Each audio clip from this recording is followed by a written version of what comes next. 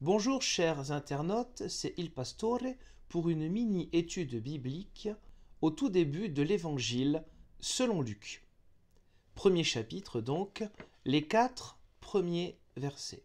Comme toujours, je lis le texte et ensuite quelques éléments d'interprétation.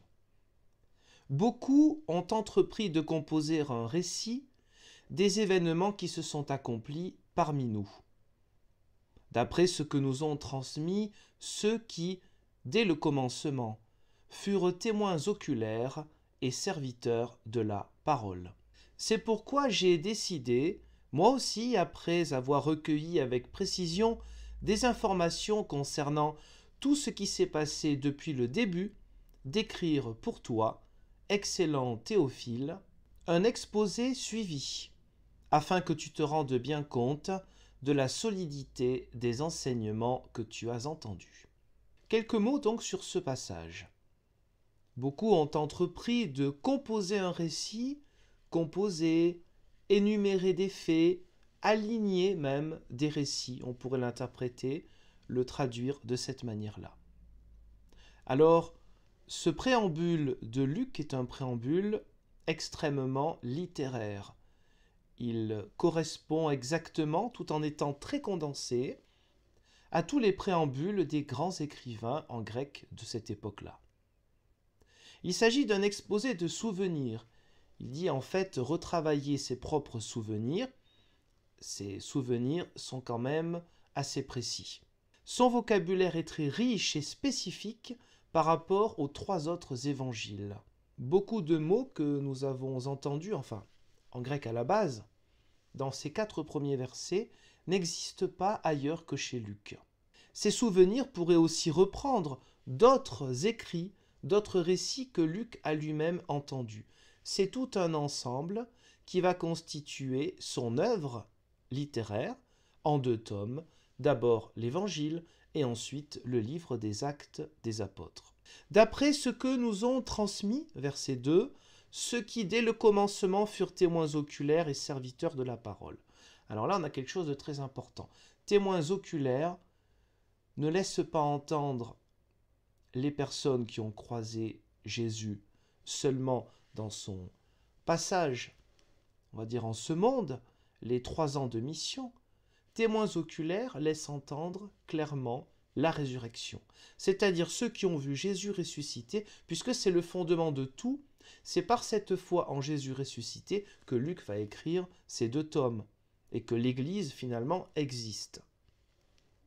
Les témoins oculaires, donc, cela renvoie à ceux qui ont vu Jésus ressuscité. Cela nous fait un lien avec son 2e tome, les Actes, au chapitre 10, versets 38 à 41. Écoutons ce passage. Nous sommes témoins de tout ce qu'il a fait dans le pays des Juifs et à Jérusalem, celui qu'ils ont supprimé en le pendant au bois. Dieu l'a réveillé le 3e jour. Il lui a donné de se manifester non à tout le peuple, mais aux témoins désignés d'avance par Dieu, à nous qui avons mangé et bu avec lui, après qu'il s'est relevé d'entre les morts. Donc cette importance du témoignage de Jésus ressuscité. Il parle des serviteurs de la parole, c'est ce que plus tard on appellera les divers ministères de prédicateurs, de pasteurs, de prêtres, etc. Cela dépendra du vocabulaire et plus tard aussi de la théologie de chaque église chrétienne.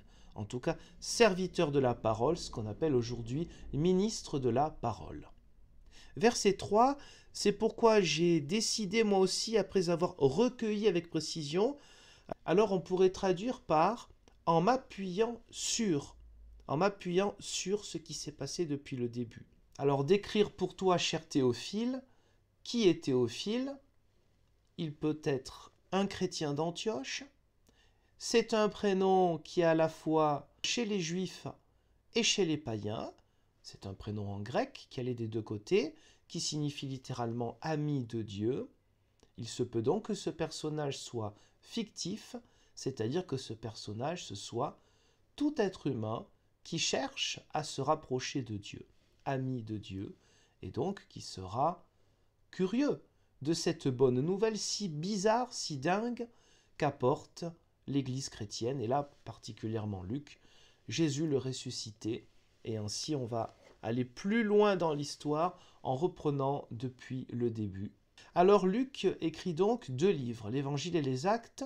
Son préambule, là que nous venons d'entendre, peut avoir été écrit en dernier une fois que l'ensemble a été rédigé. Et enfin le verset 4, un exposé suivi afin que tu te rendes bien compte de la solidité des enseignements que tu as entendus. La solidité de ces enseignements, il y a un mot en grec qui donnera en français le mot catéchèse. Ce n'est pas forcément à entendre comme un enseignement appris par cœur, comme souvent nous sommes pollués par l'histoire du christianisme, et notamment les dernières périodes, donc 19e et 20e siècle, avec parfois une catéchèse dans une église ou dans l'autre, où c'était vraiment du par cœur. Bien sûr, ça fait quand même une bonne 60aine d'années que les églises ne font plus ça, en règle générale. Les enseignements qui sont compris ici comme catéchèse, eh bien ce ne sont pas simplement un rappel de souvenirs, mais on laisse entendre qu'il s'agit de faits témoignés, de faits reconnus. Luc ne s'appuie pas sur son imagination, il s'appuie sur ce qu'il a entendu, il s'appuie sur son inspiration, bien évidemment, et tout cela donne un ensemble qui s'avère être vrai, fiable. Oui, Jésus est ressuscité, alors maintenant, il est important de connaître tous les faits qui ont eu lieu avant. Au lecteur, ensuite, à ce fameux Théophile, qui peut tout aussi bien être vous que moi, à chercher et à trouver dans l'Évangile et dans les Actes des Apôtres ce que Dieu a à nous dire à nous aujourd'hui. Merci pour le visionnage de cette courte vidéo et je vous dis Dieu voulant à une prochaine. Au revoir.